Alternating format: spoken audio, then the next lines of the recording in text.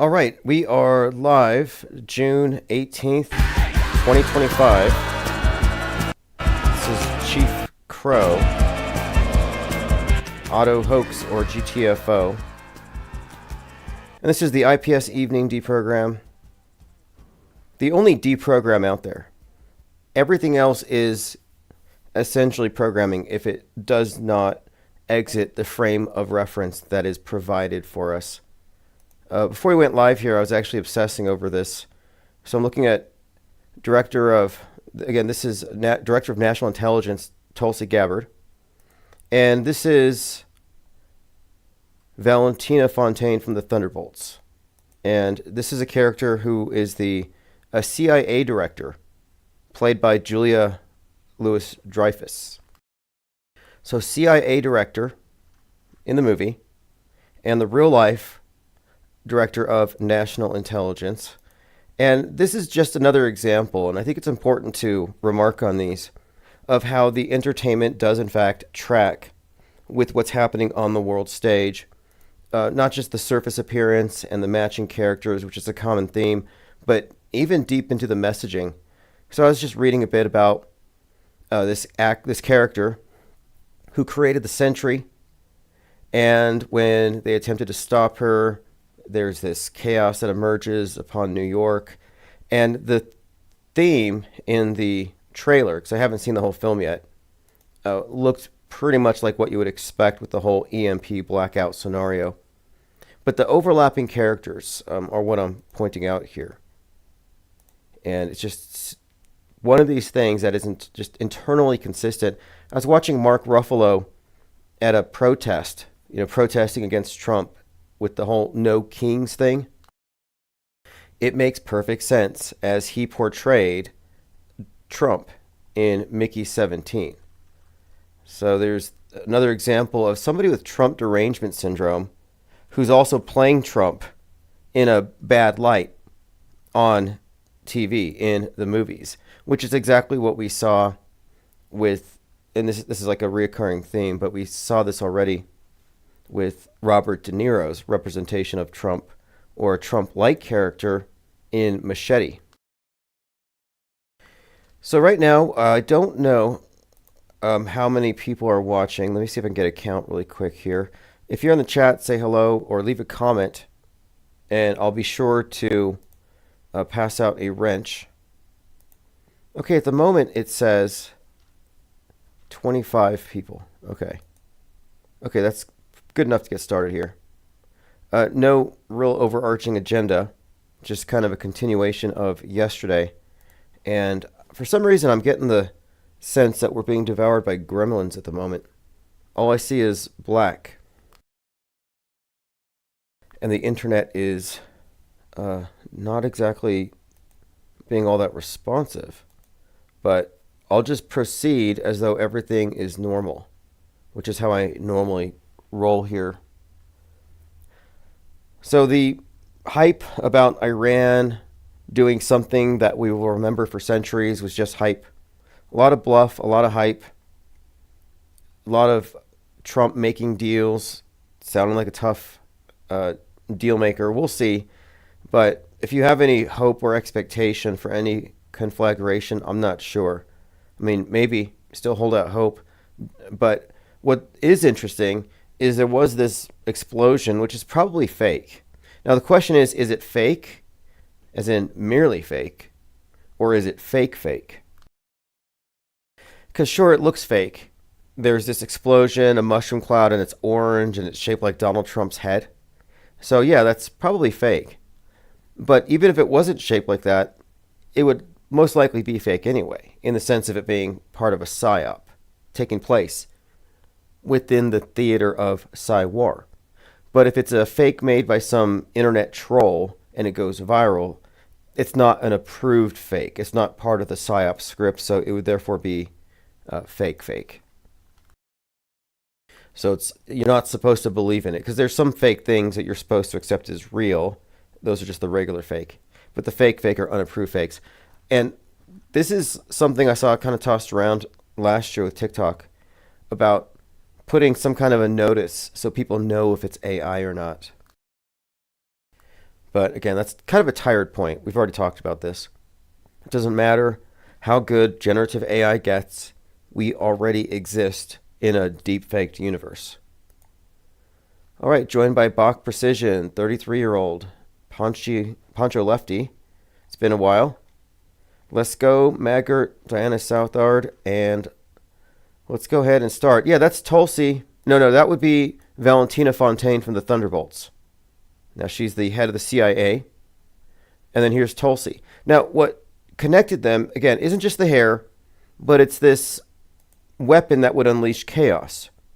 And this trailer is out right now concurrent with Tulsi Gabbard, Director of National Intelligence, who released this ominous, foreboding video about Hiroshima and about the destruction it did and how she has nightmares because she went there. But it just came out at this really interesting time as they're hyping up the idea of Iran nuking an American base, Israel, which the woke right are cheering on and far left are cheering on for different reasons.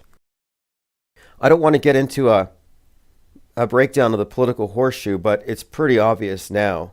And it is interesting how there is overlap when it comes to the attitude towards Israel, but they desire the same end, but same event or the same situation, but for different reasons. But that's, again, the nature of the political horseshoe. I've often said there's no difference between being a Proud Boy and a soy boy. And that is Antifa or Patriot Front. It doesn't matter. And I think these are both led by the same psyop department. But anyway, here is Tulsi Gabbard talking about nuclear holocaust. Says we're closer to annihilation than ever. And the reason why this is significant is if we're going to talk about media as a singular monolithic ecosystem, then it's notable every time the top movie of the day has a direct parallel to what's happening on the world stage in preparation for a psyop. Because I'm talking about entertainment as a vector for psyop reinforcement content. So let's listen to this actress, the director of national intelligence. Japan, and stood at the epicenter of a city that remains scarred by the unimaginable horror caused by a single nuclear bomb dropped in 1945, 80 years ago. It's hard for me to find the words to express what I saw, the stories that I heard, the haunting sadness that still remains. This is an experience that will stay with me forever. Yet this one bomb that caused so much destruction in Hiroshima was tiny compared to today's nuclear bombs. The bomb that was dropped on Hiroshima had a yield of just 15 kilotons of TNT, whereas today's nuclear warheads range in size from 100 kilotons to over 1 megaton. A single nuclear weapon today could kill millions in just minutes. And then it has the Golden Gate Bridge blowing up.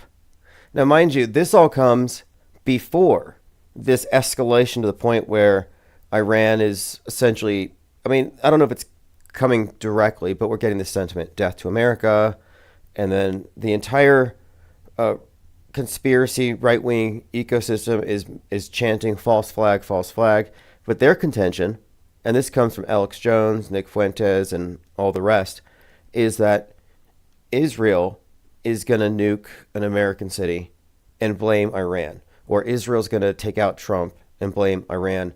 Prime Minister Netanyahu actually said that the assassination attempts against Trump, which were fake, were done by Iran. So when I talk about these things, I know they're fake, you know they're fake, we're all on the same page here. But we're talking about the fictional universe in which the public exists. And Bach Precision remarks here that Tulsi Gabbard's looking like a Marvel Comics character. Yes, specifically, she is a perfect match for Valentina Fontaine, the villainess in a Marvel Comics that's out right now. And I only know about this match, this lookalike character, because I saw the trailer when I went to go see the movie about the exploding Space Needle. And I've been vindicated on this. The trailers are a great source of predictive programming because these are movies that are going to be coordinated with the psyops, but the trailers give you a foreshadow.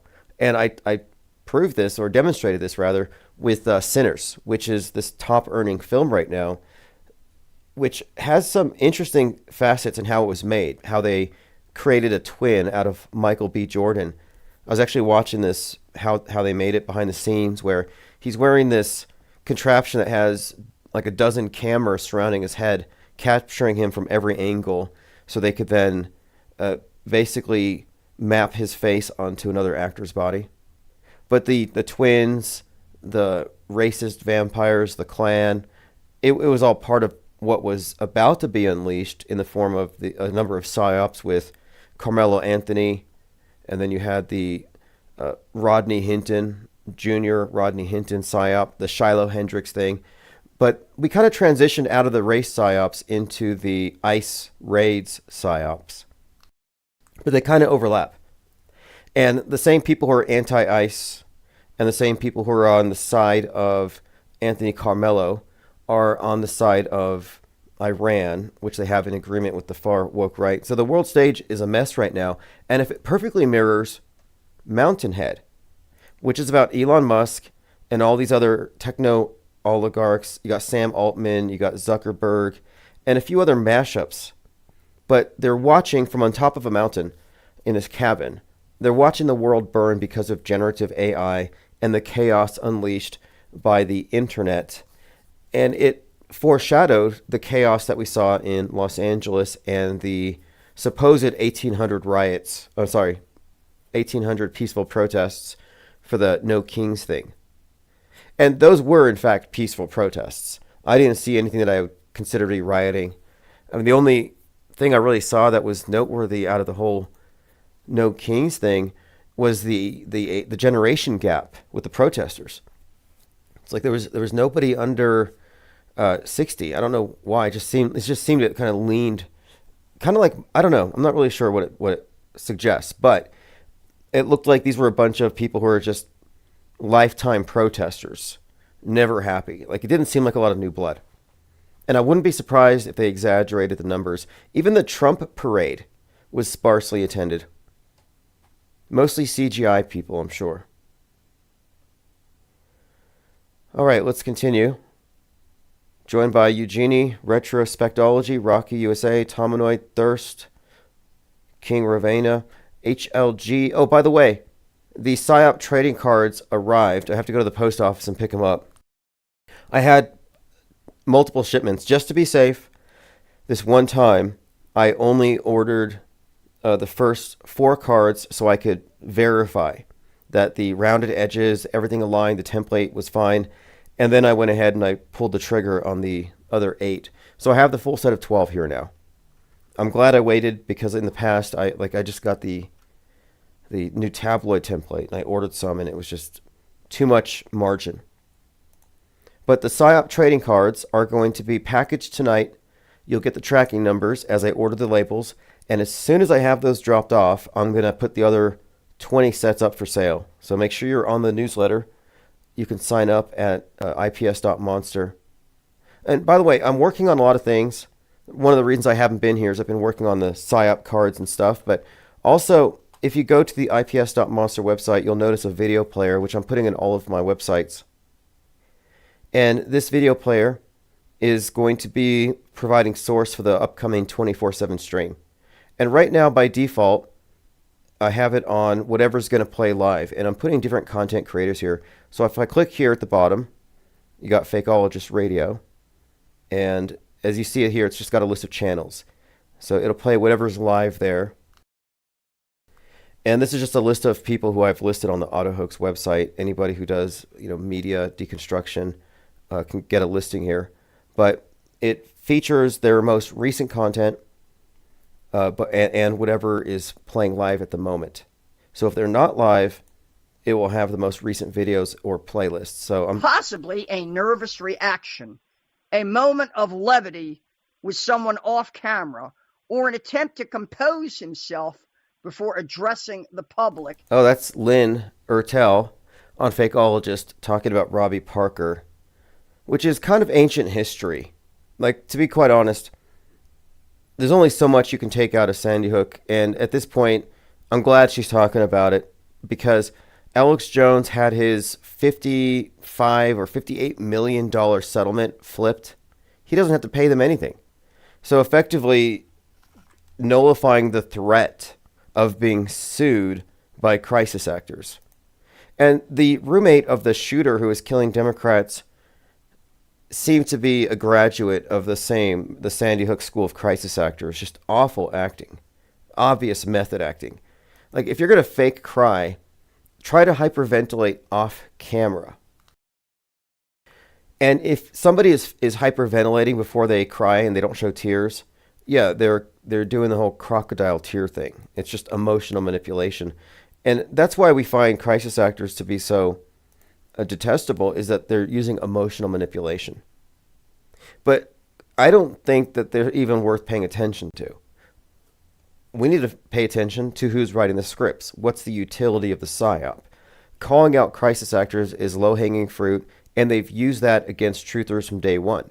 Whether it's Alex Jones or that guy in the UK who was calling out the Manchester bombing victims, or Scythorn journalist who went to jail. Anybody calling out crisis actors tends to be portrayed in a negative light with bad intentions, and they're re-victimizing the assumed victims. It's a bad strategy. We can approach this, I think, by looking at the psyop itself, the bigger picture, and the orchestrators, the writers, the directorship, the purpose of it. The low-level crisis actors can't tell you very much, and it falls into the realm of subjectivity. I almost think of it as possibly a limited hangout op. Like, it always kind of surprised me. Well, it didn't surprise me. It disappointed me that even people like Wolfgang Helbig or Jim Fetzer can see through Sandy Hook. They see through the nuance. None of it fools them. But then Parkland comes along, and they're like, oh yeah, that's real. David Hogg is legit. The same mentality that can deconstruct the moon landing and then watch Elon Musk's rocket launches with no suspicion, no sense that something might be off. Oh, of course they faked the moon landing, but there's no way they faked the space station. I'm sorry, but it's kind of this iterative technology, space travel, and it's a house of cards. And the rear screen projection didn't age well. But anyway, they're going to memory hold the bad special effects.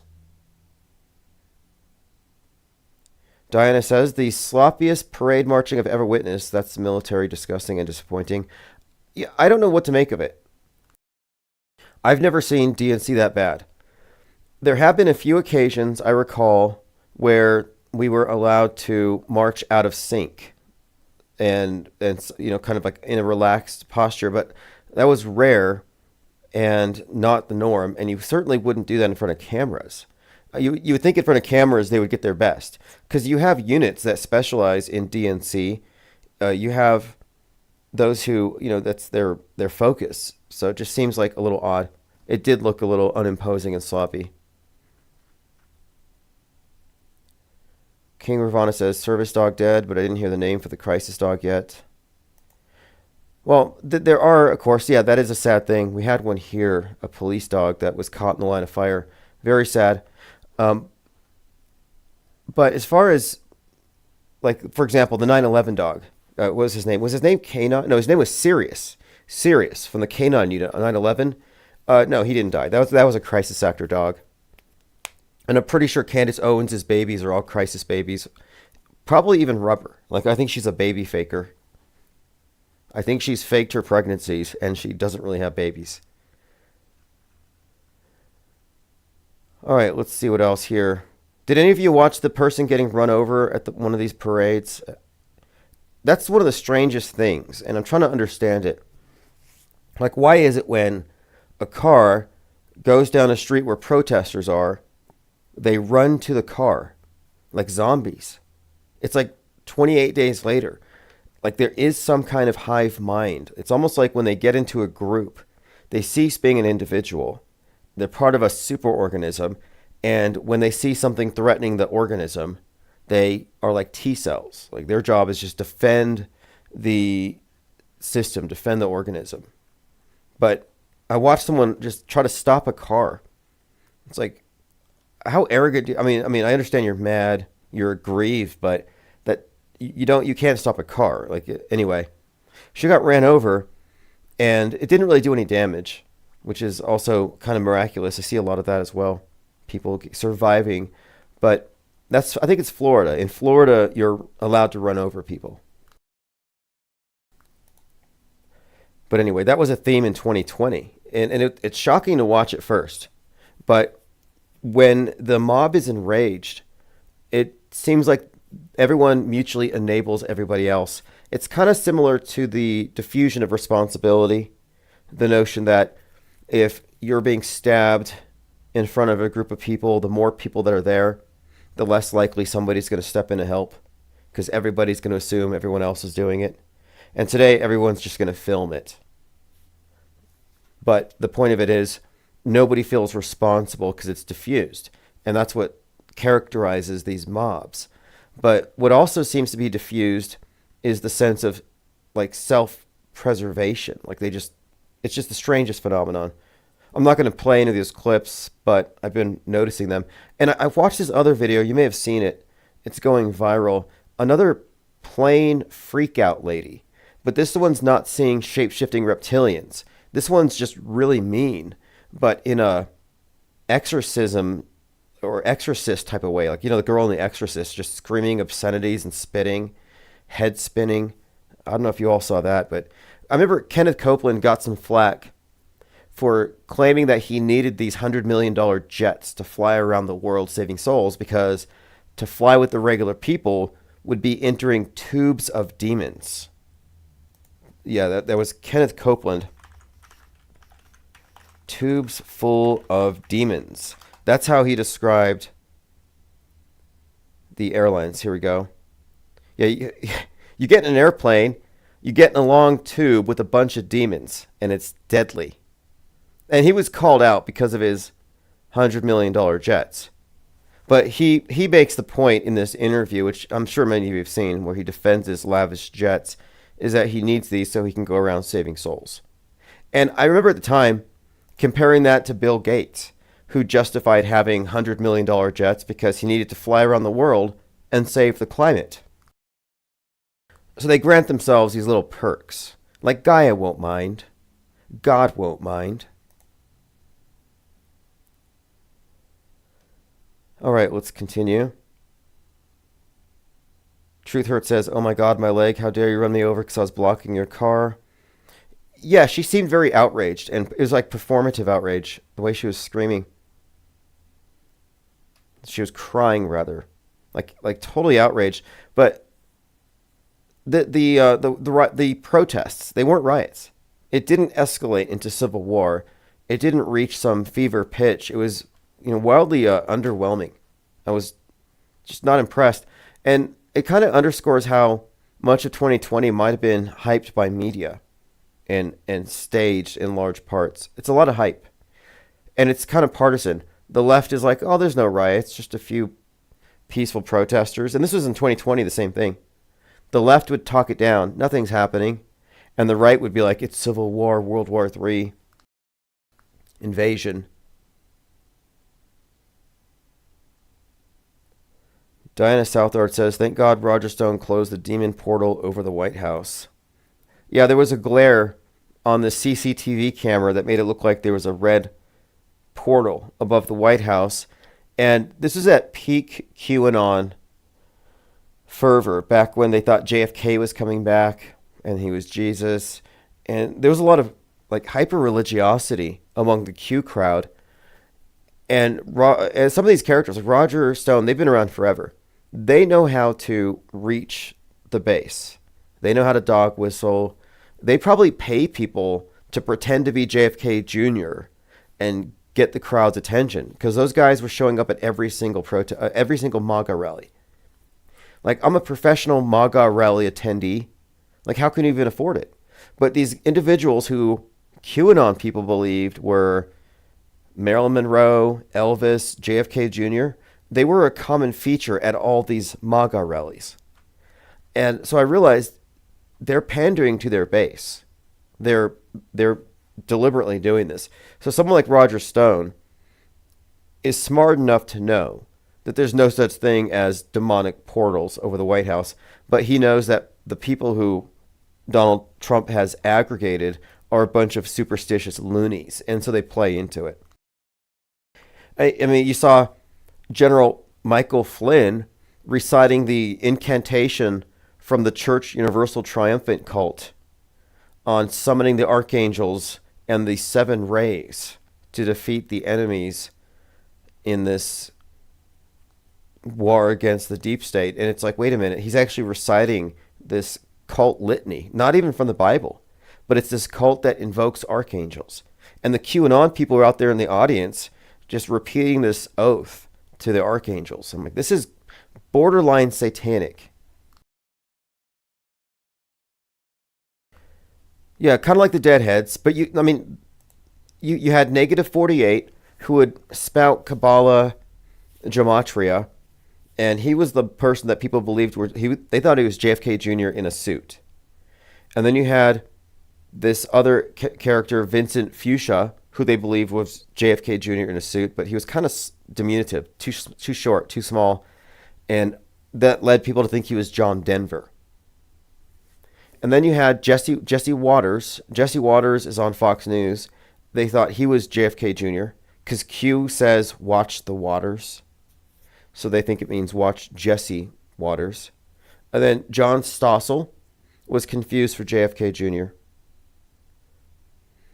as was Mike Lindell, the Pillow Man, and this guy who went by the name Juan07, who would upload these videos, and he sounded like JFK Jr., but he would only show his cowboy boots. And he built up a huge following of women. That's what they were doing, though. These were like rock stars. Think about JFK Jr., the types of women he attracted. It was like Princess Diana, for example, Ghislaine Maxwell. Like, he got all these women. He was known for, like, his father. That's kind of their whole mystique. And of course, RFK Jr., they're known for being womanizers.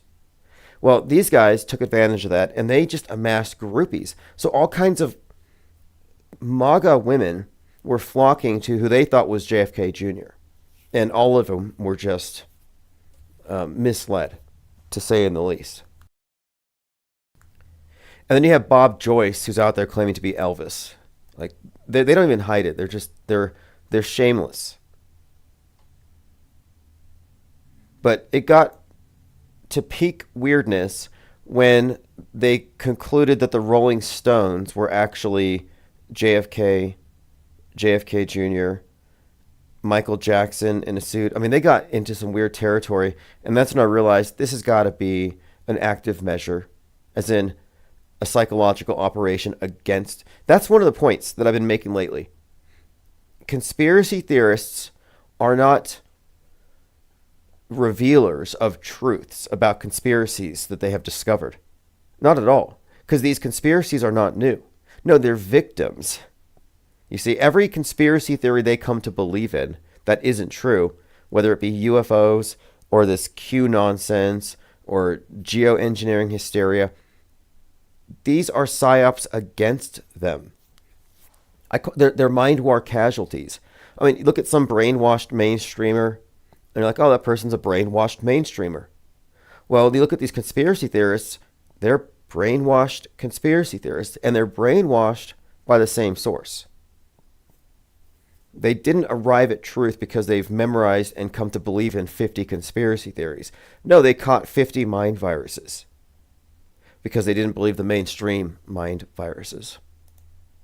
Alt-AIDS. Alternative mind aids. Anyway.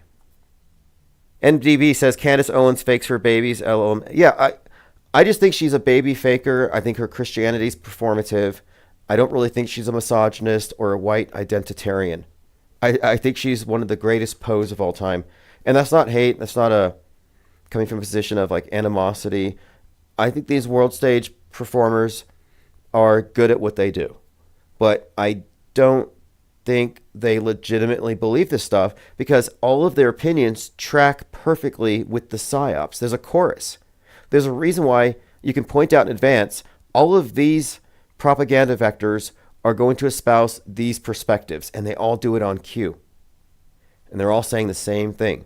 That's why there's a very public and noticeable schism between the pro-Israel right and the anti-Israel right. And the anti-Israel right and the far left, who like the pro-Palestinians, yeah, they have some overlapping, I guess, political interests, but it's kind of surface. I don't really necessarily want to get into it, but I think it's almost safe to say that the woke left can say that they're not anti-Semitic, they're just anti-Israel. Like they can say they're anti-Zionism and not really be anti-Semitic, but the woke right is specifically against Jews. And this was made very clear with Candace Owens, who's now ranting about the synagogue of Satan. But the reason the left is against Israel is because they're against the West. And, you know, it's sort of like little Satan, great Satan, but Israel and America, the West, needs to go.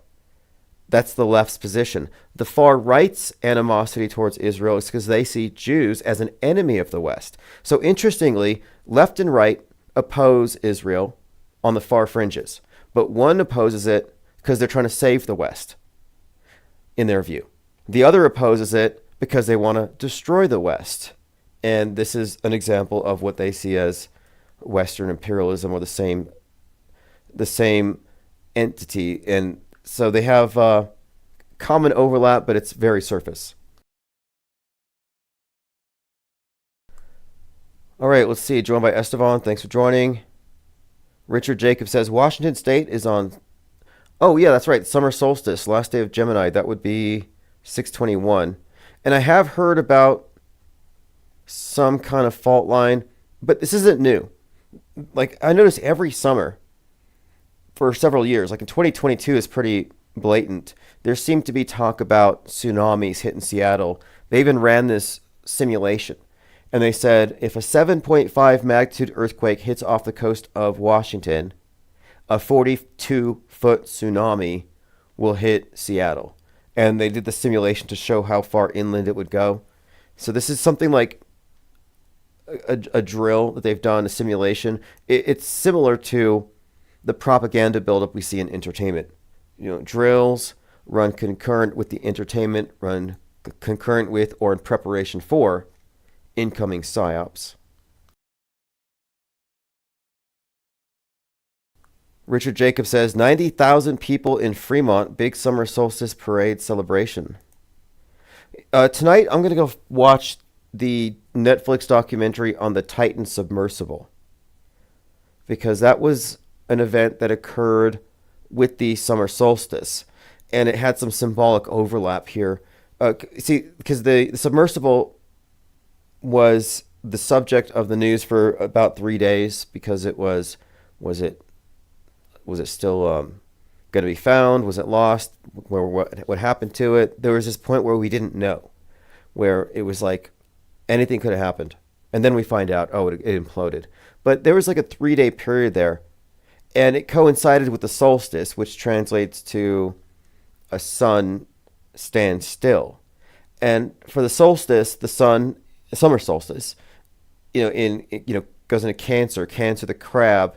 And so it's like, since the sun is standing still for 3 days, it's barely moving. It's similar to the crab's walk, kind of creeping sideways. But there's this crab relationship to the summer solstice that tied into the symbolism of the Titan submersible and its period of standing still, like waiting to see what would happen.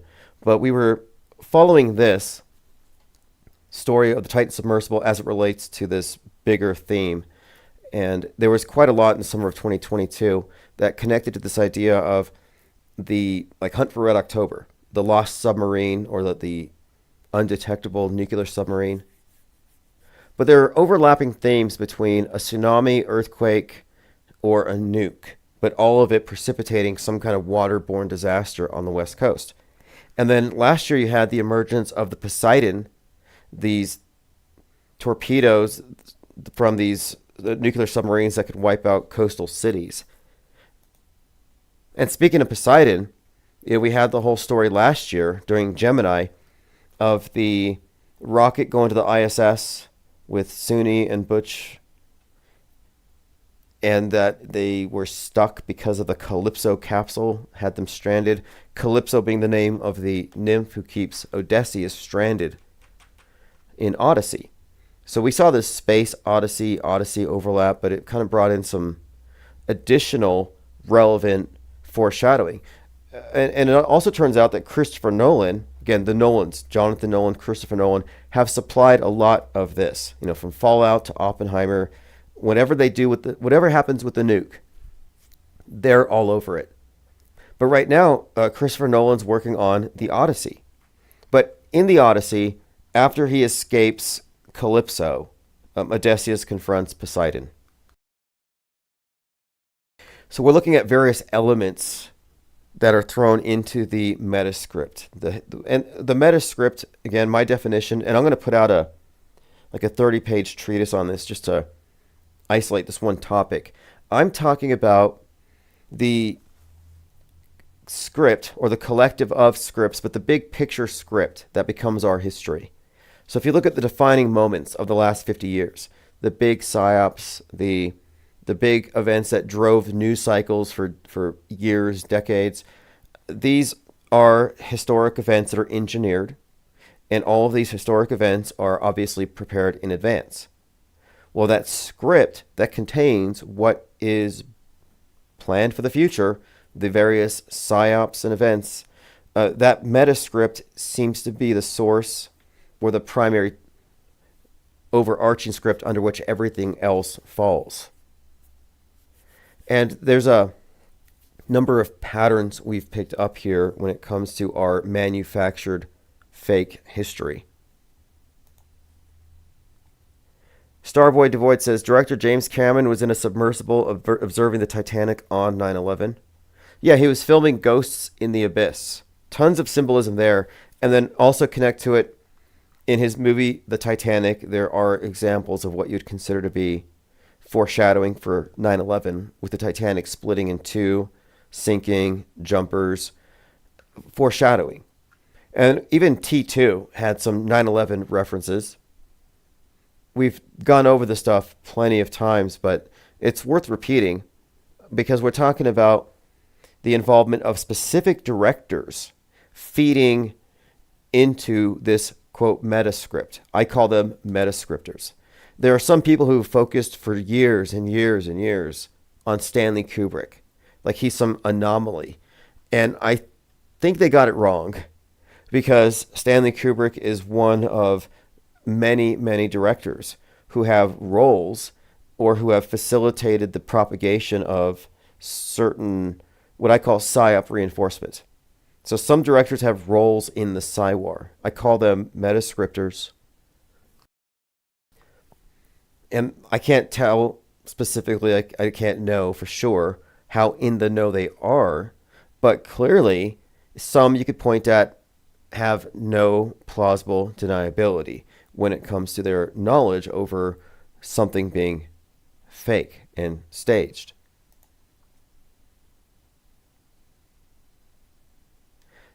James Cameron also, we brought him up recently because his Terminator 2 featured the killer or the villain cop. And we recently had that assassin dressing like a cop and going on a killing spree. Very T2. Got some T2 vibes there.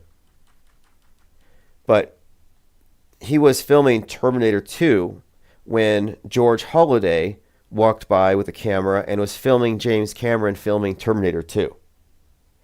And walking home, he sees cops beating Rodney King, and he films it, and he gets the 1 minute and 19-second beating where Rodney King was hit by a baton. How many times? I know they swung between 50 and 56, but how many times did they hit Rodney King? Can anybody fill me in? Tominoy says, Tenet siege at Kiev Opera House pre-Ukraine. Oh yeah, Tenet, the movie Tenet with another Christopher Nolan. And it did precede that opera house. What was it called? What was the name of the opera house? I think it started with the C. And people had looked into this on the Google reviews and ratings, the Crocus, and that's on 322. So on 322, 2024, coordinated terrorist attack occurred at the Crocus Hall music venue in Moscow. Now, a couple of things about that. One of them was, it was like right out of the movie. But someone checked the reviews, and there weren't any reviews or images on Google Maps that indicated that it was even in use. Yes, PsyOps, Sidecar, Pariah, Let's Go, Diana Southard all have it correct. It was 33. How many times did James Cameron visit the Titanic? Bonus question. In between his dives to the Titanic, James Cameron would go back to his mansion. How much did he sell his mansion for? James Cameron visited Titanic wreckage 33 times. Now, his mansion, how much was he selling his mansion for? I'll give you a hint. It's a 100-acre property, and originally he purchased it for $4.37 million, but he sold it for a number of millions of dollars. Yep, there you go, 33. Sure, it's just a coincidence, but what does it mean? What does it mean? What does it mean that this 33 is, encoded into all these events, but what does it mean specifically here? I have a few ideas.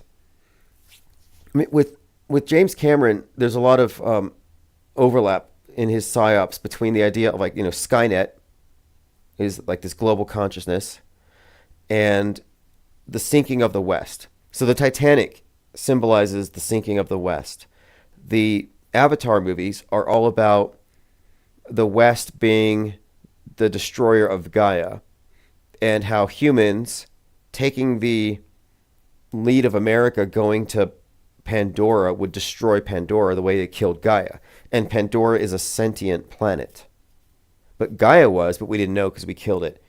But he has made it clear in Avatar 2 that the enemy is toxic masculinity, embodied by the Marines with guns, killing the indigenous residents of this water planet, this lush jungle moon, rather. And later, James Cameron had come out saying that testosterone is a toxin. And it got me thinking about his villain in Terminator. Like Terminator 2, the Arnold Schwarzenegger, this idea of, the big gun.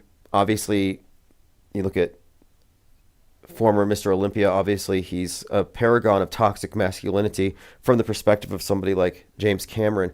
But that's the villain in Avatar 2 that brings about the death of Gaia.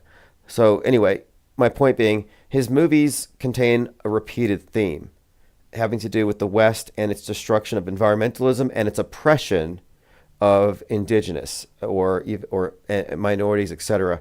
So when Avatar 2 came out, there were these concurrent riots happening in Atlanta with the Cop City environmentalist riot, where the environmentalists wanted to defend this forest outside of Atlanta from being turned into a cop city.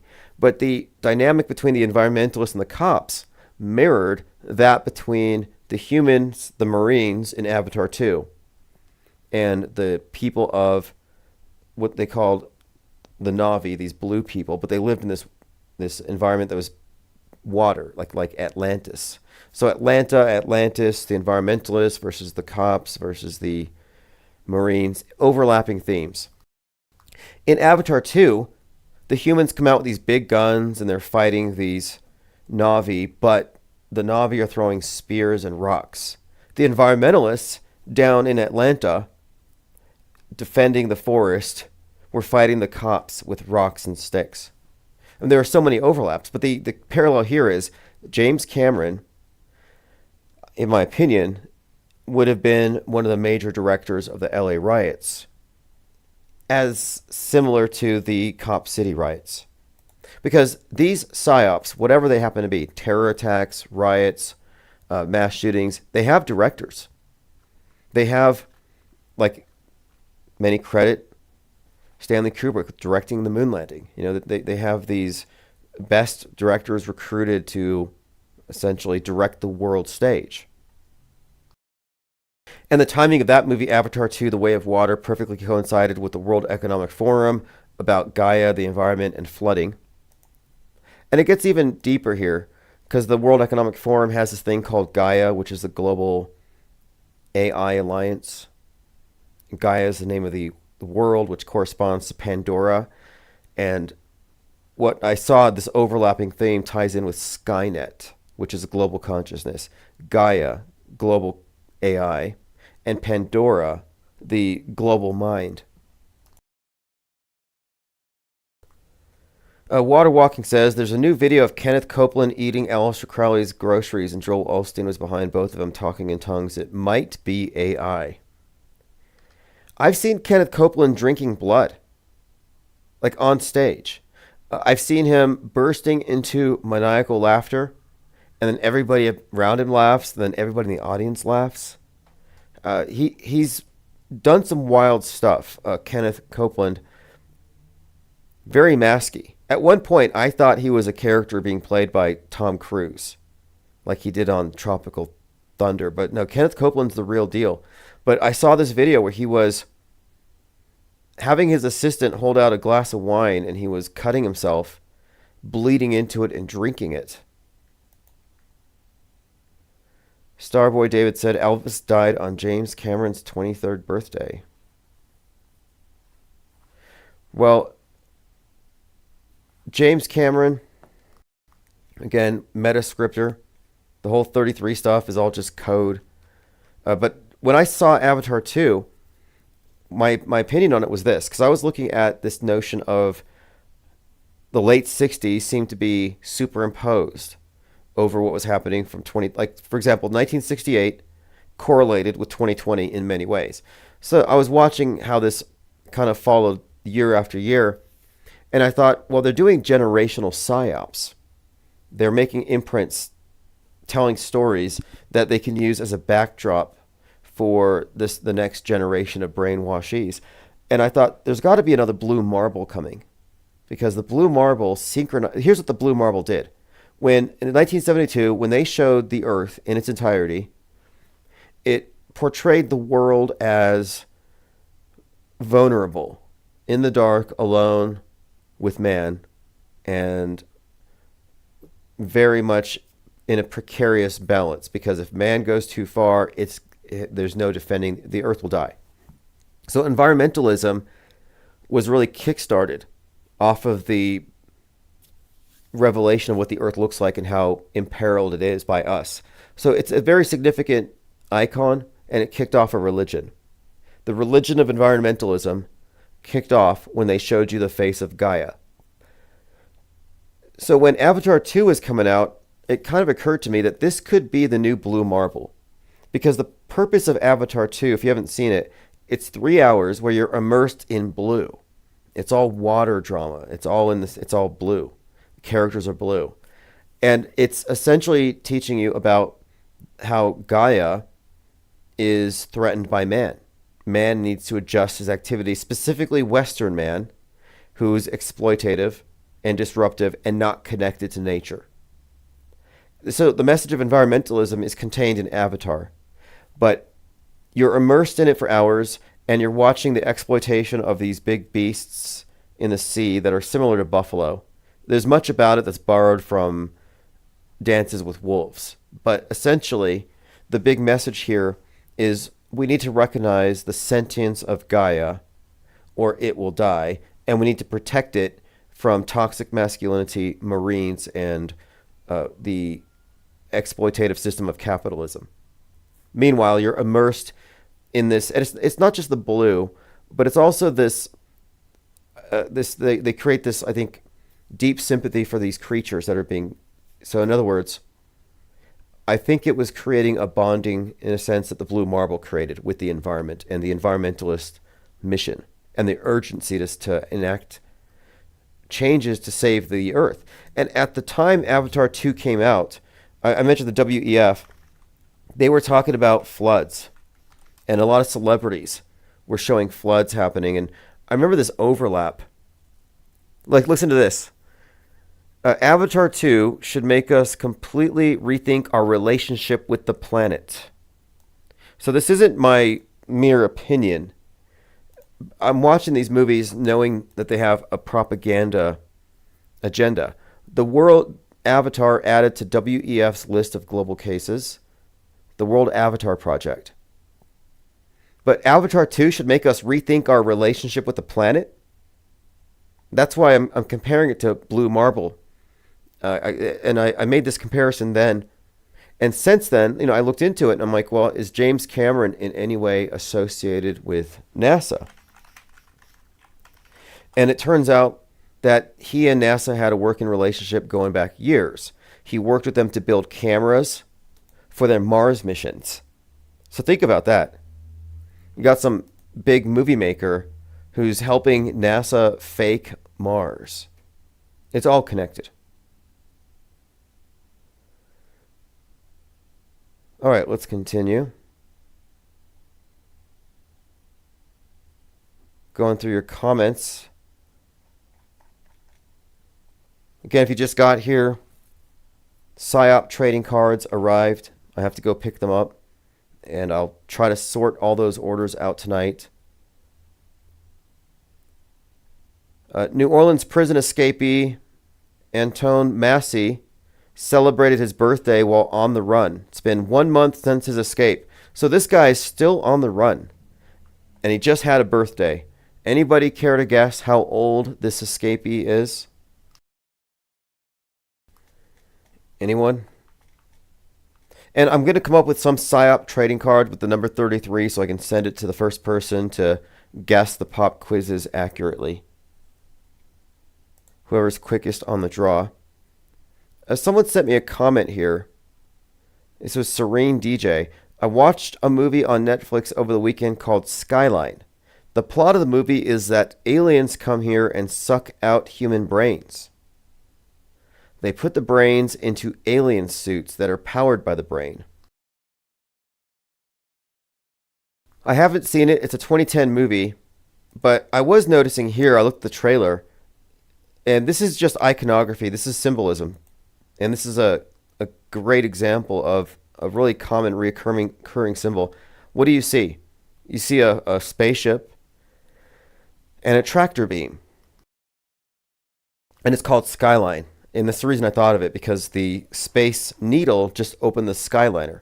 But this is the Space Needle's design. The Space Needle is a UFO and a tractor beam. And I think this is an important symbol, and it correlates with the mushroom cloud.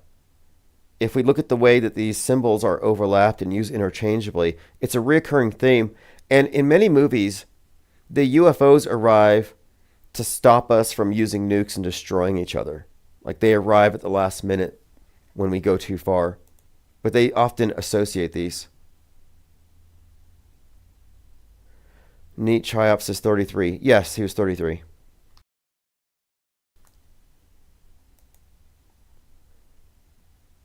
All right. Donald Trump. Everyone's saying false flags, false flags. So Donald Trump goes into his lair, and everyone's waiting for him to come out, and he's going to say, we're going to nuke Iran. But instead he comes out and he says, it's my great honor to announce that I will be putting up 2 beautiful flagpoles on both sides of the White House, north and south lawns. It's a gift from me of something which is always missing from this magnificent place. So he talks about the ceremony for digging the flags and lifting the magnificent poles. They are tall, tapered, rust-proof, rope inside, highest quality.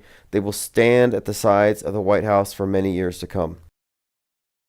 So it reminds me of Twin Pines, like Back to the Future, Twin Towers. We've had a lot of twin stuff.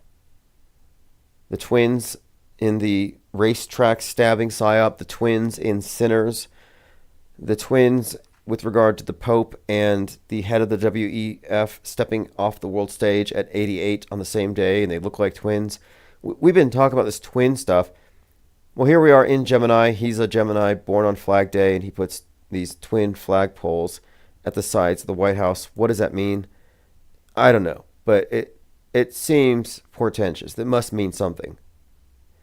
And he made a joke. I think it was a joke where he was asked about the flagpoles, and he said that they lifted the flagpoles, and he said there's another word he could use to describe lifting the poles, but he didn't want to use it, and it starts with an E. So he kind of made this roundabout joke about why he wouldn't use the word erected. So the Drudge Report said he made, they drew attention to this particular joke, and I thought, why would he make a joke about that with regard to this? But whether it was a flippant statement or not, if you're talking about any of this stuff, yeah, that's probably what it means. I mean, what do you think the Washington Monument means? I mean, it's probably not an unintentional reference. Another thing that came out today: Israel's strike on Tehran created this. This is the mushroom cloud that looks like Donald Trump's head. Like, this is strange. I mean, we were expecting Seattle to get nuked and to knock off the part of it that looks like Elvis's face. But here's Trump's face, and it's orange. And so again, is this fake? Is this fake? Like, is this accepted as real in the mainstream box?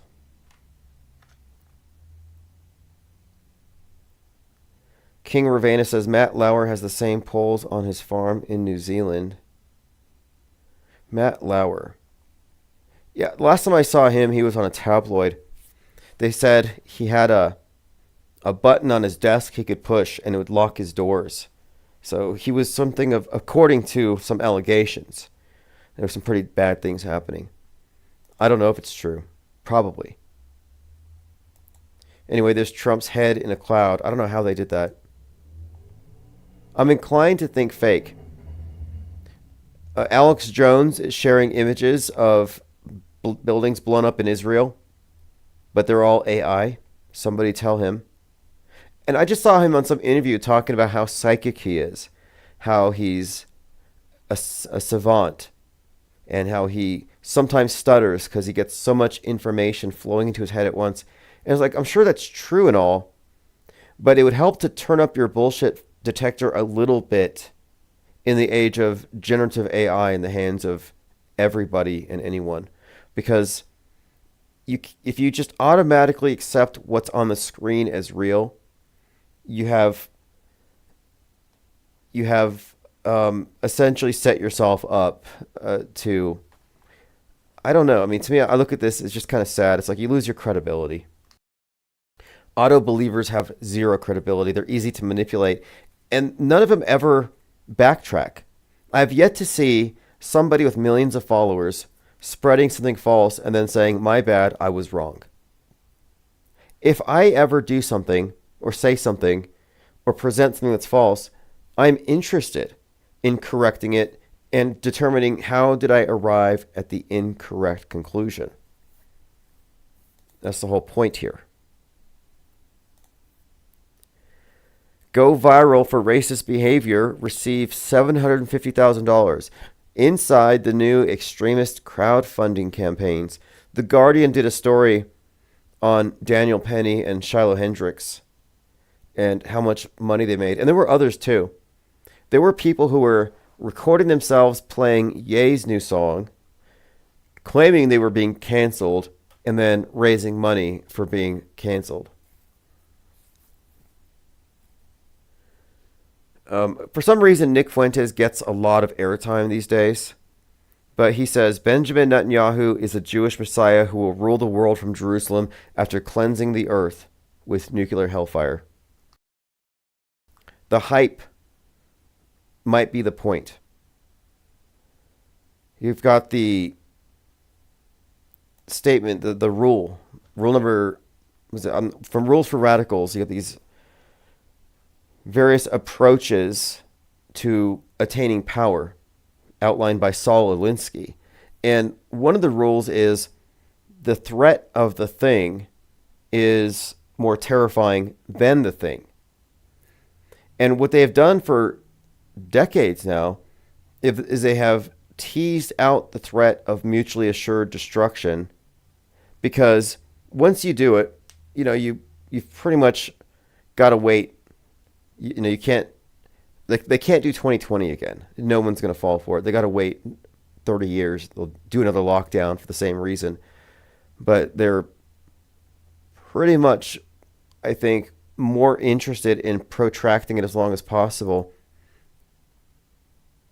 But right now, yes, it's seemingly at a crescendo. So here you've got a video from Iran state media. It says, and apparently it's from them, but it has this man who's petting a little nuclear missile like it's a cat. And Secret Morpheus noted that it happens to look exactly like Dr. Evil petting his shaved cat, or his hairless cat. I might have to rewatch that now that I think about it. Didn't he kind of triangulate the cat with his son, where he ignored his son, but he gave all his attention to the cat in front of his son? His son was mad about it. Like, that's actually a tactic, triangulation. Like, some people will literally do that as a way of being passive aggressive. Here's Donald Trump morphing into Alex Jones. This meme is being shared by the Inside Job crew. So this is another tactic to pay attention, to watch. Anybody saying false flag right now is positioning themselves to be perceived as prescient. Oh, you saw this coming. You knew it was coming, Alex Jones. You saw it was an inside job. You saw it was a false flag. So when they do something, it's going to, let's just say hypothetically, let's say Seattle gets Oppenheimered. Well, the mainstream's going to say, look what Iran did. But the extremes on the right and left are going to say, look what Israel did, and blamed on Iran. So it's a false flag story. And it's matching up with everything leading up to the weapons of mass destruction. That whole pretext that's being recycled. Yeah, everything right now is recycled. All right, let's continue going through my Twitter feed. So here's Mark Ruffalo with this insanely hypocritical rant where he's essentially attacking the rich people for being the oppressors. And yeah, he's got a $100 million net worth, I'm thinking, but sure, that's not new here. This is typical of these Hollywood types who are essentially just propagandists. But here's what's interesting about this. So he's out there at the LA riots talking about rich versus poor. Now, he's in the movie Mickey 17, where he's portraying a Trump-like character who gets shot after a xenophobic speech about colonizing a white planet. Now, he gets shot in the cheek. He's got blood on his cheek, and he poses for the camera after surviving an assassination attempt. So you have that whole element where he's definitely portraying Trump. And this came out after Trump was shot, but it was filmed 2 years before. It's just another one of those eerie coincidences. But one other element to it. The shooter, Mickey 17, perfectly corresponds to Luigi. And I noticed this when I saw the trailer. I said, hey, look, there's this Luigi-like character. Look at the raincoat, the hoodie, the angle of the shot. So I kind of predicted that movie would contain some elements here of the Luigi event, which it does. We're talking about the overlapping theme here, class warfare, shooting the CEO, shooting the president. It's this overlapping theme. So here he is preaching class warfare on the streets. It's not the immigrants, it's the billionaires. Well, we're seeing what's happening. It's the billionaires, and it's the No King protest. So this is analogous to Robert De Niro ranting about Trump on the streets, portraying a Trump-esque character on the screen, surviving an assassination attempt, and being a big authoritarian. So another pattern. The actors portraying Trump are also involved in street activism. So it's kind of notable because they also hate, they're Trump deranged in these roles. The other Trump deranged actor is Alec Baldwin. But you have a number of actors who portray him and are deranged by him. Like, what's up with that? But that's, again, Mark Ruffalo on the streets.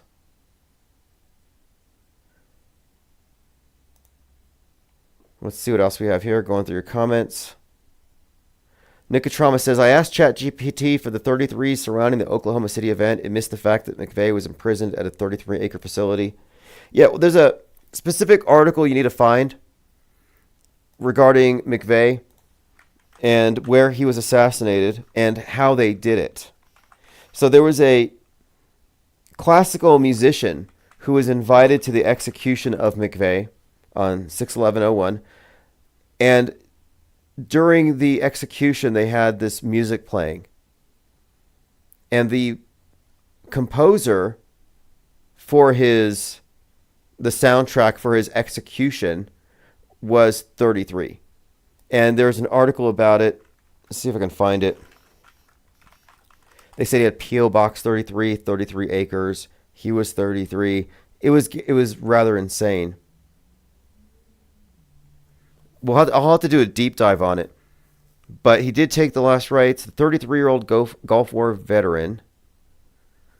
But if you could find that article where it mentions the 33 acres, it also talks about P.O. Box 33 and the 33-year-old composer who played a song while he died. I'm not sure what it was, but I want to look up also what the song was.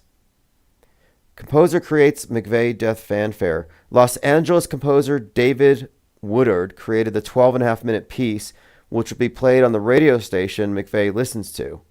So they composed a special piece of music for him. Like, it gets weirder and weirder the more I dig. He's credited with 168 deaths. And the FBI agent, who's believed to be McVeigh, is credited with having saved 168 children from being trafficked. So one bombs a daycare center, kills 168, many children, and the other saves trafficked, mostly children, but the same number.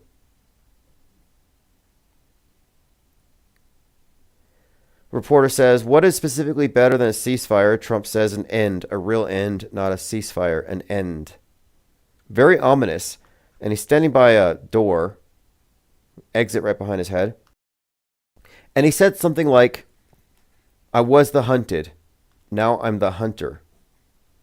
So he's getting some pretty good lines.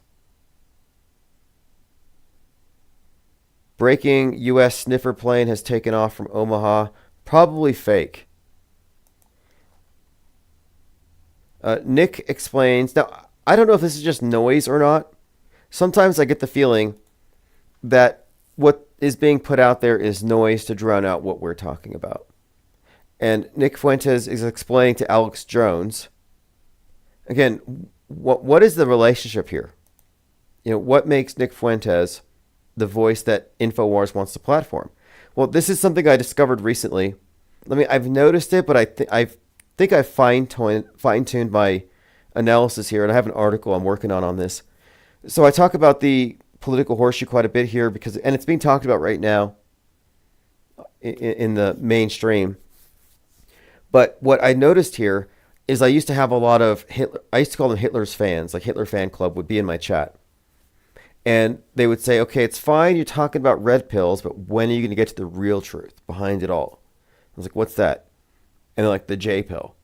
So the J pill is the interpretation of the world from the far right fringe.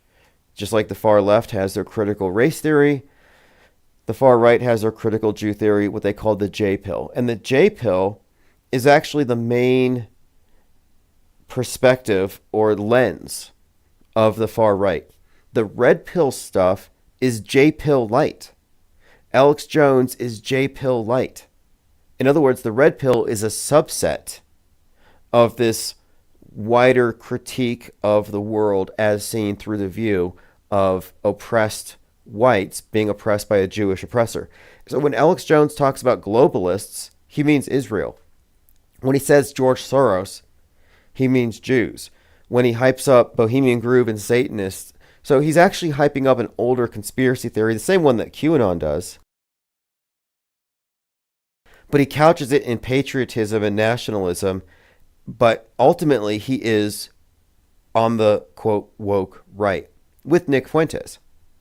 And the wokeness of the woke right is the wokeness of David Duke, who put out his book, My Awakening, when he became aware that he is oppressed.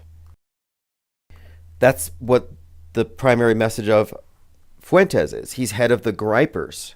And the Gripers are the ones who run around with the frogs.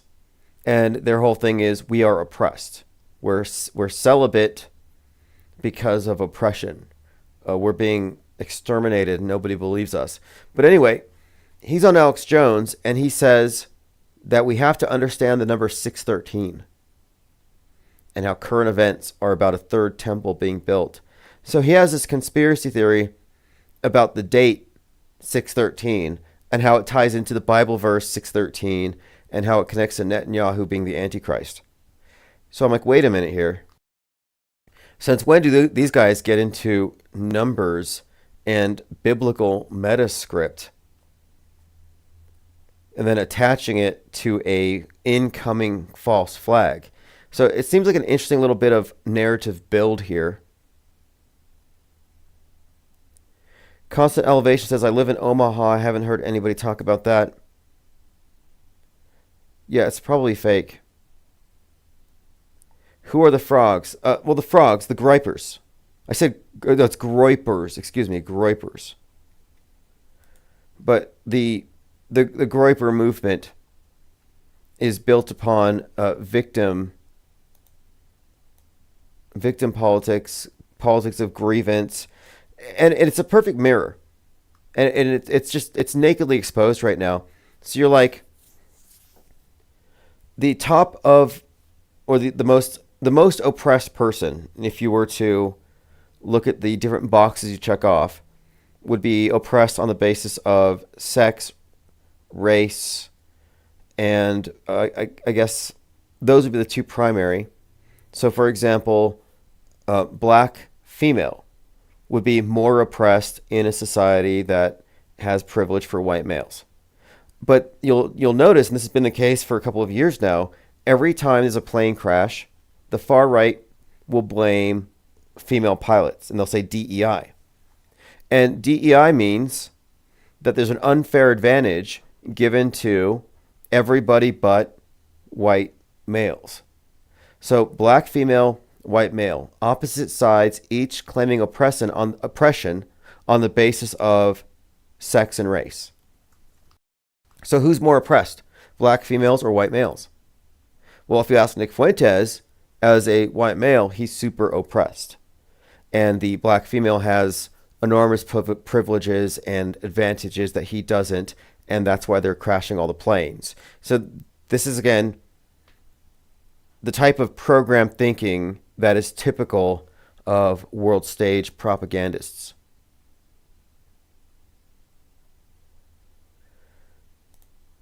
All right, let me go ahead and just play a short clip so you can hear for yourself Jones and his friend Nick Fuentes talking about the significance of 613. With their spies and scientists, their representatives in every capital, from Washington to Europe to Moscow. Russia's staying out of this one. They're not protecting Iran. This is something like a global empire, like a King Solomon. Every country's coming to pay tribute. They sit in the center of the world island, the crossroads between all the critical minerals, the world's industry in China. Is the Messiah. He could be. He could be fashioning himself as some kind of like a Messiah figure. And, you know, you mentioned this earlier. We're approaching the summer solstice. The operation started on June 13th, 613, which is a very important number in Judaism. It's the number of commandments in the Jewish Bible, 613 commandments in the Mishnah Torah, where they lay them all out. You almost wonder then, is the next step a play for the temple? Once Iran is gone, with Hamas defeated, with the Palestinian question a domestic issue for Israel. Anyway, fascinating take here. All built on the faulty premise that nukes are real. I always keep that in mind with these types, that they're operating under the premise that it's all real. This is WWE. Lord Laney says, I heard Lynn mention Thorstein Veblen's conspicuous consumption. I made up the term conspicuous consumptionment. Something like white power people named Fuentes mixing and confusing names and roles. Oh, okay, yes. Yeah, that is very confusing. And they do, in fact, seem to implement some kind of contradiction. So you're like, wait a minute here. This guy is representing this, but he doesn't check all the right boxes. Because if he gets his way, he and his mom will be deported. And you look at someone like, Candace Owens endorsing everything that would have kept her from achieving anything and what would actually prevent her from working at all. And she's like, you should be a trad wife. You should be making, baking cakes and staying in the kitchen and tending to the home and making it nice so when your husband gets home, you can massage his feet and stuff. So like she endorses this one way of life, but on the other hand, she's a high-powered career woman. It's like, well, which is it? But, it's largely, in my view, these are all people who are, it's an acting troupe. It's like a circus. Now, the distinction here, though, even though we talk about the political horseshoe and it's a mirror, the political horseshoe has this idea of the left fringe and right fringe mirroring each other, but the right seems to need to hire actors, like to do parody, that nobody really believes what these individuals say. But the lefties do believe all their crazy stuff, and they're willing to die for it. And they'll jump in front of your car. They'll glue themselves to airplanes.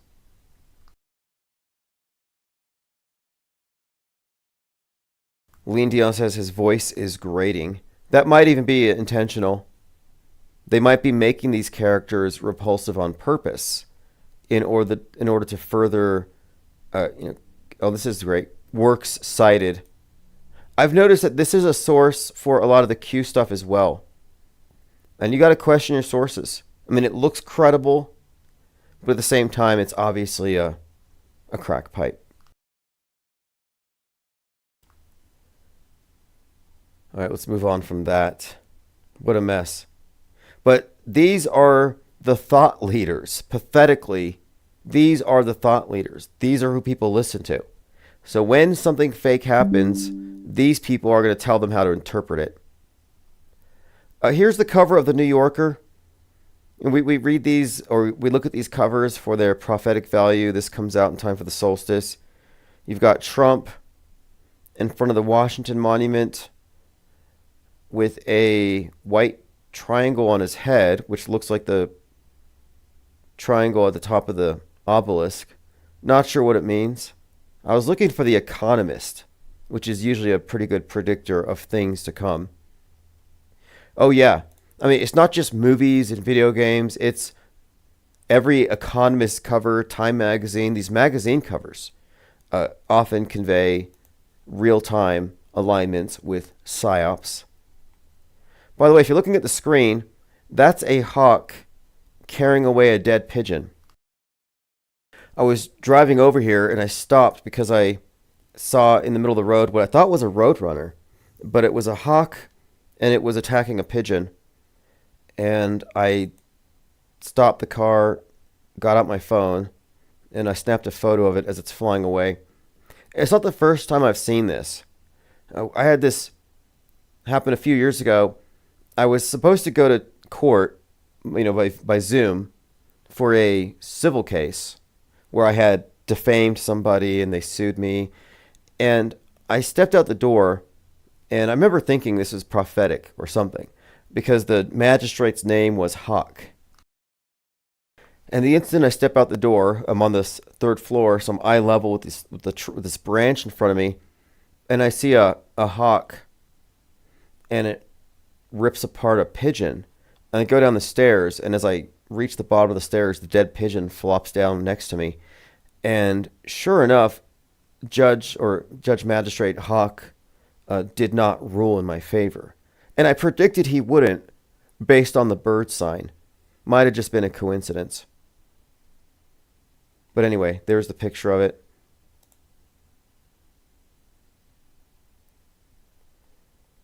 All right, let's continue. This person here tweets, nuclear weapons do not exist.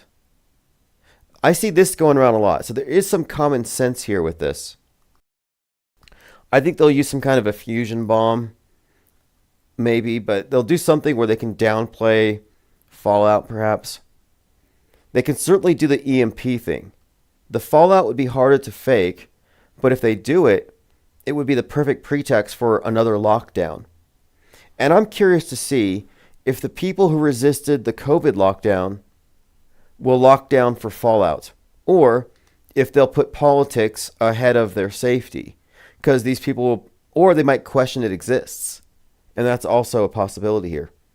Like they might be, this is interesting to think about now, because there was this Nick Cage movie that came out right before 2020 about, it's called The Humanity Bureau, about people locked down, not allowed to have Geiger counters. When they got their hands on them, they found out that they were locked down for no reason. And I was thinking, there's no way people would resist lockdowns for fallout. But if they don't believe it, then they will be exiting their homes, which creates a hazard for them and others. It transfers the waste. It needs to be decontaminated. I could see a repeat of the dynamics we saw with the anti-lockdown crowd, and it'll be blamed on misinformation, of course. Like Joe Rogan will be like, oh, just take some iodine and you can walk around. Like there'll be some analogous narratives here, but yeah, it's a partisan decision as to whether or not you're going to be worried about the radiation. Neat Chayef says, did Q sue back? No, it was someone else. There was I just disregarded it. It's not going to stick. Basically, there was this anonymous troll who had doxed 300 plus people because they talked about the earth possibly being flat. And I doxed him. And so he went on this smear campaign against me. And it just got to be ridiculous. So I sued him so he would be distracted and he would kind of, pipe down, which he did. I put him under control. But when it came time to go to court, I wasn't able to drive to Ohio. It was just too expensive, didn't have the money. And I requested to do a remote trial, which was standard at the time because of COVID. And just to be a jerk, he refused. So I basically was left with a default judgment against me in the amount of $642,000. Which, of course, I just laughed at because it's a clear example of what you call malicious prosecution, because when I wasn't able to attend, I dropped my suit. And then he sued in retaliation. And so I just figured if you ever try to collect it, I'll challenge it on that basis of malicious prosecution. And I can actually prove it. I can prove it in a number of ways in some of the public messages he posted in private. So I never really worried about it. But it's a big L on his side. I mean, what a loser to have to say, because of this guy's memes and because he doxed me, this is a cry bully, mind you, I had to see a psychiatrist and I had to pay lawyers $30,000 and therefore he owes me $642,000 for hurt feelings? No. Skyfish says, I saw a hawk snatch a dove mid-flight right in front of me once. Amazing. Pics or it didn't happen. Pics or it didn't happen. No, I'm just kidding. But I want to point out that if there was such a thing as a space station, I would have photographed a picture of it by now. Because I am quick on the draw. I see a hawk attack a pigeon, and by the time it's in the air, I get a picture of it. So if there was a space station, I would have seen it by now. Now, this is funny. We're talking about this emerging, it's not even emerging, it's always been there, but it's being highlighted now. How the far, the reactionary, the woke, right, whatever you want to call them, they are exactly embodying what you would expect of the far, far left. So here's Candace Owens praising Aaron Bushnell. Aaron Bushnell was the guy who put on his army uniform and set himself on fire for Palestine. Remember this guy? She says, Aaron Bushnell self-immolated in 2024 to alert the American people to the fact that our military was involved in the ethnic cleansing of Gaza. He committed suicide to reveal that truth. So here you have someone endorsing self-immolation by fire. I mean, that's pretty, I don't know how to describe this other than this is like something you wouldn't expect this to be the Christian conservative view that, yeah, you should self-immolate for Palestine in your U.S. soldier uniform.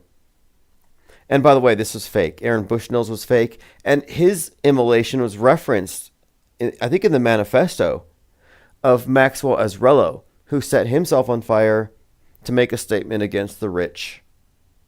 And Azrello, as you may recall, set himself on fire outside the Trump courthouse next to a hot dog stand.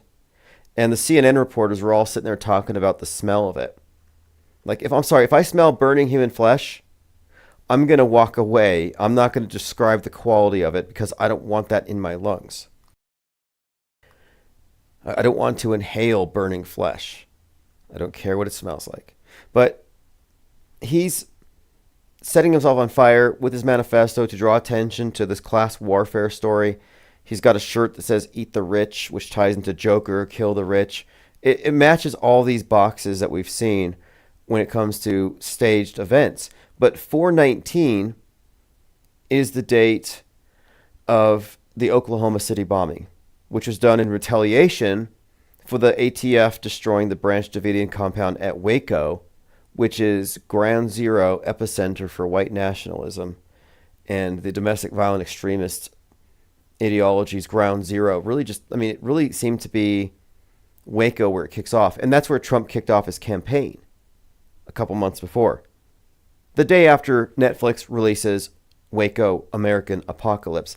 So the 4/19 self-immolation kind of corresponds to Dave Koresh being immolated on that date. And then, of course, the fire of the Oklahoma City bombing.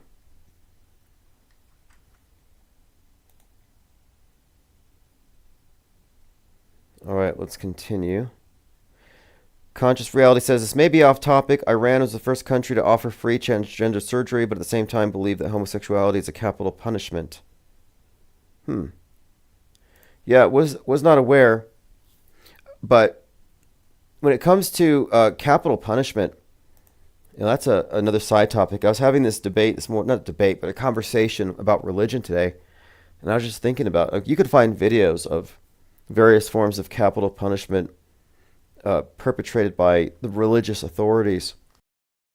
But, it got me thinking about religion in general and how, religion, in my view, is old school fake news. It's the old media. It's the old worldview monopolies, exerted through these paradigms imposed upon the sheeple. But one of the things I've kind of been arriving at lately is that I think the various man-made God constructs are placed there deliberately as a form of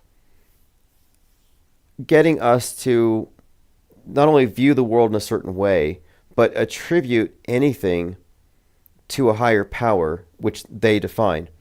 Like, I kind of think that all religions are essentially the same, and they're all equally wrong, but they all serve the same purpose.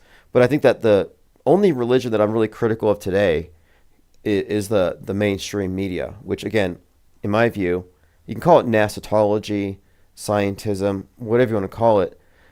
It's this worldview that all the other religions happen to be able to coexist within. But I'll check out that documentary. I mean, I'm very interested in these various clashing worldviews. And I'm also interested in knowing where real violence, real war, real state terror gets replaced with the simulation.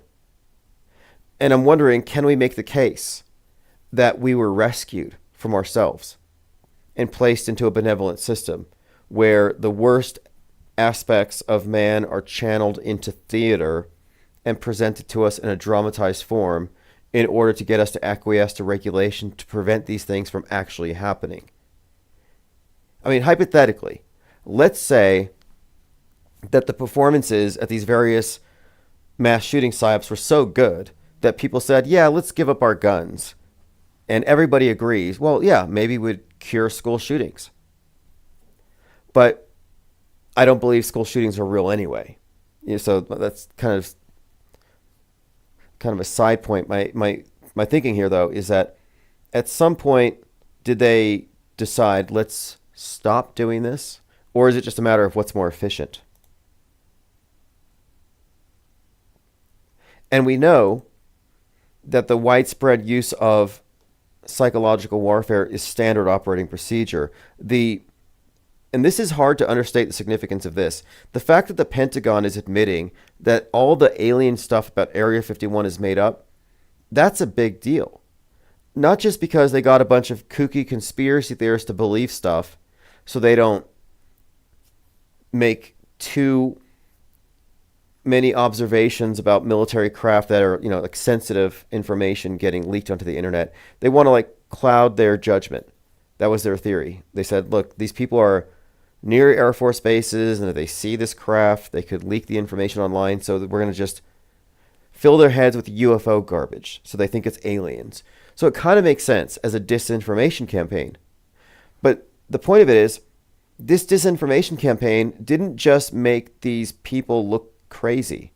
These disinfo campaigns seemingly have influenced all of the major big budget blockbuster Hollywood movies for decades, and all the TV shows, and books and literature, video games. Think about how big Area 51 is and secret alien bases are in the popular imagination due to mainstream entertainment. But the fact that it all stems from the Pentagon, that just tells you how heavy-handed a role the government has in shaping our world view. I mean, you could look at the entertainment industry as an extension of government or a facet of it.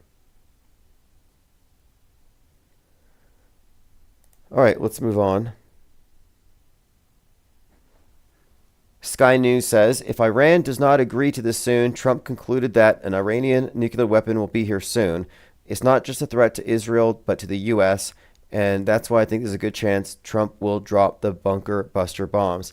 So just to point out the consistency of our analysis here, based on the media ecosystem, leading up to 6/13, leading up to 6/11 in particular, we said, okay, nukes, fallout, it's on the way. The 6/11 date, heavily emphasized by Jurassic Liars, did have some interesting markers, like that explosion in Ohio at the Austin Powders explosives factory.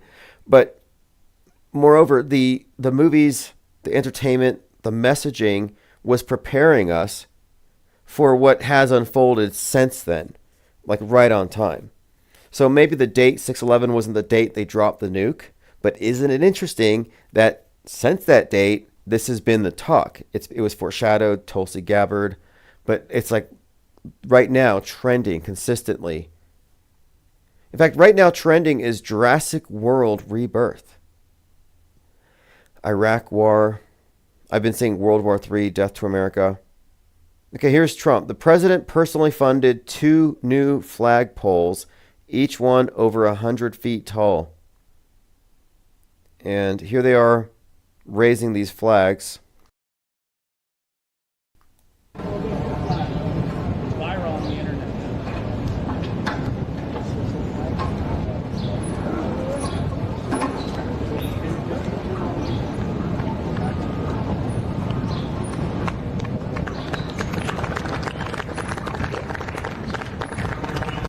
Yeah, those are rather massive. But yeah, the fact that there's 2 of them, twins, I don't know, twin pines. I'm getting a lot of 9/11-y vibes out of this.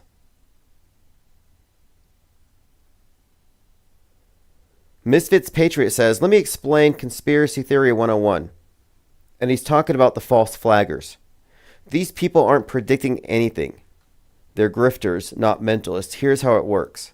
When there's a conflict and they want to frame the narrative, they predict the most likely outcome, and then they create the scenario to back their confirmation bias. So when it happens, they can say, see, I told you, false flag. Now, my opinion here builds on this because they do, in fact, routinely scream false flag ahead of scheduled fake events. But I'm saying that's the guardrail, because false flag theory is there to prevent you from calling it fake. But it also allows you to not go with the mainstream and keep it in this bifurcated psy-war. All right, moving on. This is the 9 principles of propaganda. Repeat, provoke, crisis, emotion. I shared it on Twitter. I'm not going to go over it now. I'm just trying to get through the rest of my tweets for the last 24 hours. Now, we're just going to continue this conversation tomorrow. There's just so many things developing. But I'm not in a hurry to break stuff real time, because I think that's one of the pitfalls, is that these engagement baiter truthers make their money off of clicks, and they're incentivized to break news. The problem with breaking news is when it breaks, there's not enough information to know it to be true. And there's usually not enough information to confidently call it fake right away, even though it generally is if it's being heavily promoted. So breaking news is kind of fallacious. It's breaking speculation.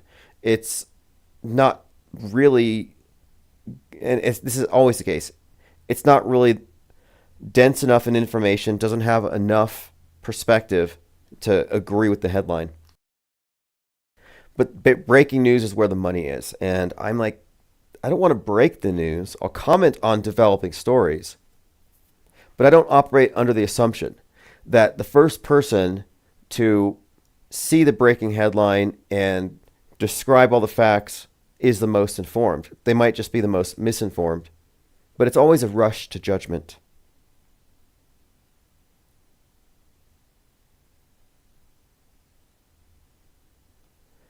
Neat Chiop says the military is always looking for an excuse to use aging ordnance before the expiration date. I still think it's interesting that 6/11 was the final day for tracking the space station on the NASA website. And I'll have to do a deep dive to explain this, but I've linked, and I think this is all symbolic and storytelling, but there's a contiguous relationship between the Titanic, the Twin Towers, the One World Trade Tower, the Space Needle, and the space station. And they all represent an enterprise, the West in particular, going from Earth to the heavens, this monolithic worldview. But it's been represented to us in many ways symbolically. And I think the space station is a hugely significant symbol in this big story. And there are so many indicators for it being pulled. In fact, it's already going to be. It's a foregone conclusion. I said back in 2020, space station's going to fall. Musk is involved. It's going to tie into this dragon thing. Well, he has been given a contract for $843 million to pull the ISS down. But I'm pointing out the fact that they shut off the tracking on it. So I've had my eyes on that as a significant thing. But we've also seen a significant uptick in stuff falling from the sky. Not just space junk now, but the fireworks that we're seeing right now. The theater is extremely active right now, and people have their expectations pretty high. And I think people want to be entertained. Like, I don't think they're waiting for a nuke because they're worried about their safety. I think it really has to do with they're perhaps jaded.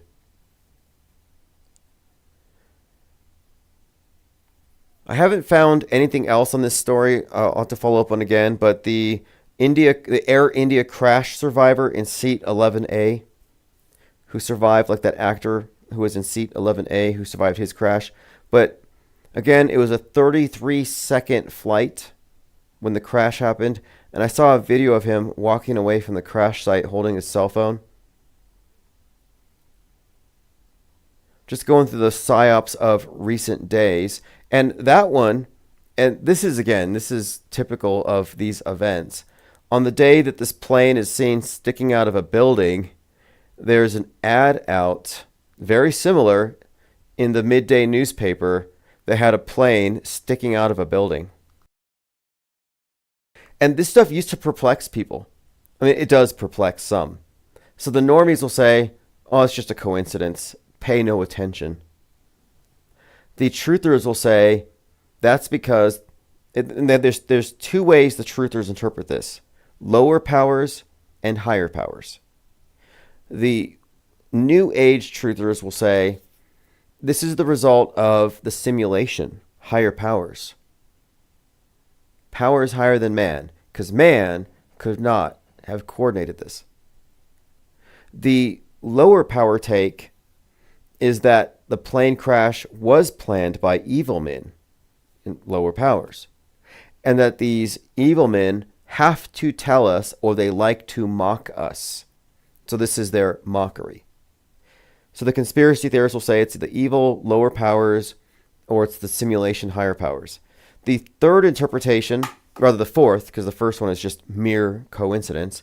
The fourth interpretation is that this is a coordinated release because the plane crash was a psyop, and every time they do psyops, there are concurrent releases in entertainment, in advertisement, and otherwise that reinforce the psyop in some way that seems eerily coincidental.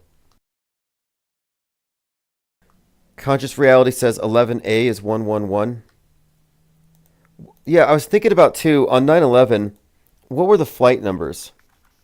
Like the first, the Flight 93, then you had Flight 77. The first one that hit was Flight 11.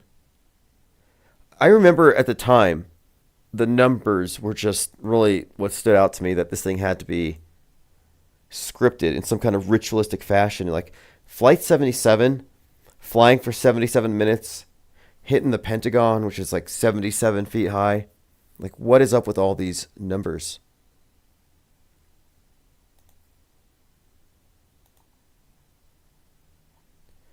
All right, we'll continue this tomorrow. I will be here.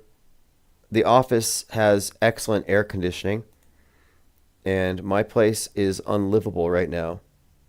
So I'm going to spend more time here out of necessity, which is a great thing. I have a lot of projects that I'm working on. The PSYOP trading cards took a bit of my time, and they took longer to print, but that's because it's the first run. But after tonight, I'll pick these up. I'll get those shipped out tomorrow. I'm going to order the next set of 12, so we'll have a total of 24. And we're going to continue to build until we have a full deck. There's no shortage of inspiration. In fact, I want to do a space junk one next.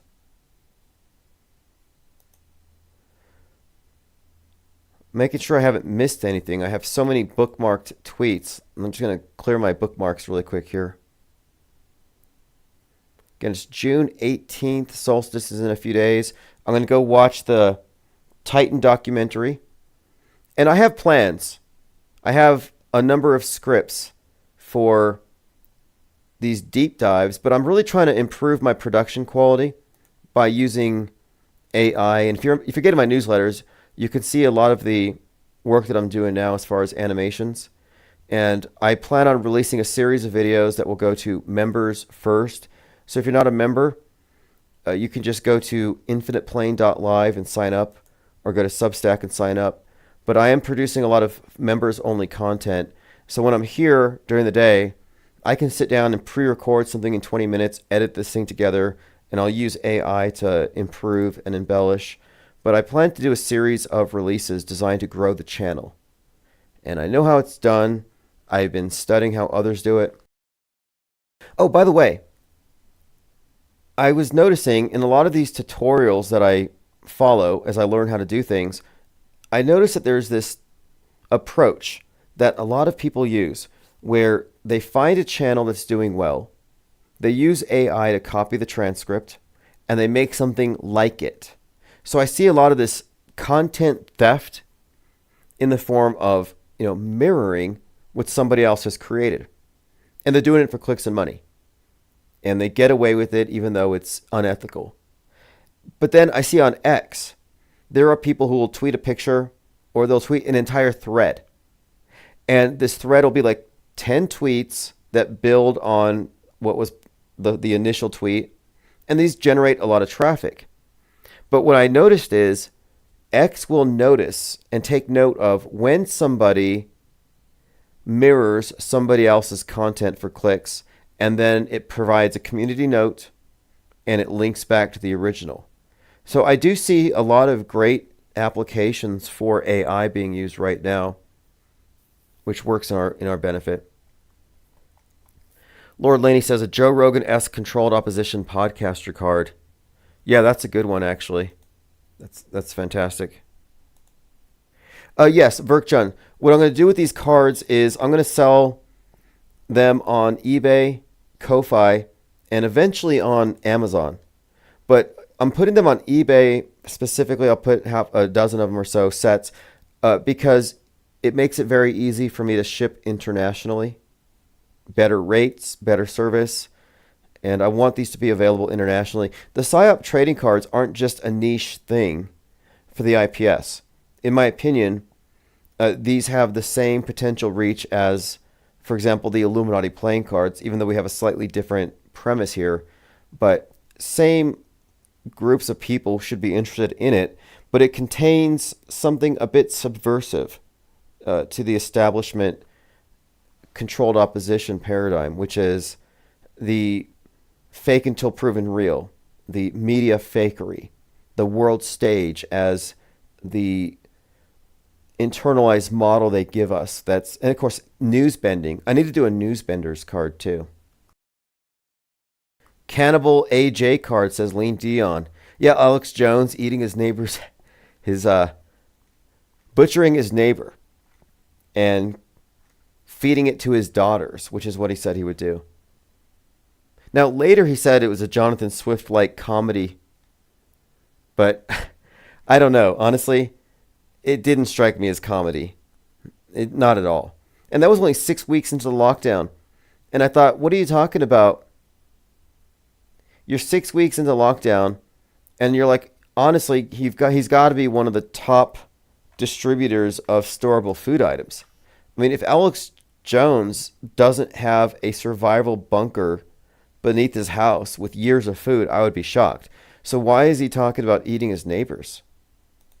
Like, shouldn't he focus on his own stash first? And then he even specified that it would be the liberals he would go after first because it's their fault everything went to hell, and that he would eat them like corn on the cob. Anyway, this is Auto Hoax Chief Crow. Thanks for joining. I'll send out a couple of things via the newsletter tonight, and we'll continue tomorrow with open phones.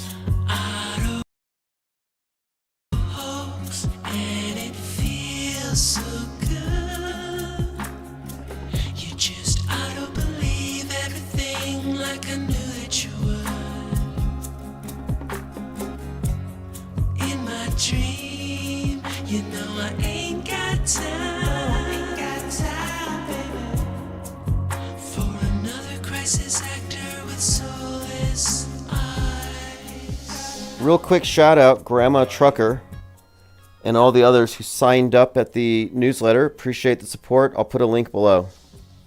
Telecommunications Act of 1996. 96, y'all.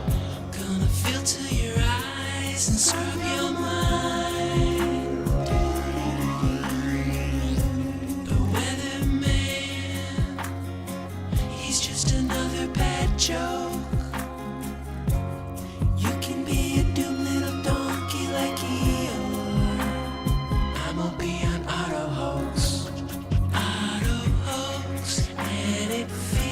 So good, yeah. You just ought to believe everything like I knew that you would,